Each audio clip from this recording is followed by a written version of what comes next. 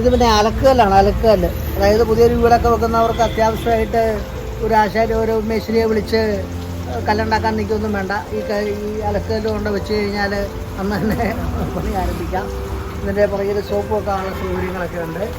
ഒരു വെള്ളച്ചാട്ടമാണ്. ഇതിൻ്റെ വലിയ വെള്ളച്ചാട്ടം ഫ്രണ്ടിലിരിപ്പുണ്ട്. അത്യാവശ്യം വീടിനടുത്തൊക്കെ കൊണ്ടെത്തിക്കാവുന്നൊരു സ്ഥലമാണ്. അത് താമരക്കുളമുണ്ട് അടിയിൽ. അത്യാവശ്യം മീനൊക്കെ ഇടാം. പിന്നെ ഇത് അടിയനീത്തിൻ്റെ ഒരു കളക്ഷനുണ്ട് ഇവിടെ. അടിയനീത്തിൻ്റെ മിക്ക കളറുകളുണ്ട്, റെഡ് എല്ലാ കളറുകളും ഉണ്ട്. ചട്ടികളും അതിൻ്റെ ബാക്കി ഐറ്റങ്ങൾ, മുയൽ, താറാവ്, കൊക്ക്, അണ്ണാൻ എന്ന് വേണ്ട എല്ലാ സാധനങ്ങളുണ്ട്. ഇത് കൊത്തുപണി ചെയ്തതാണ്. കൊത്തുപണി തന്നെ വാർത്തെടുത്തതല്ല, കൈപ്പണിയാണ്.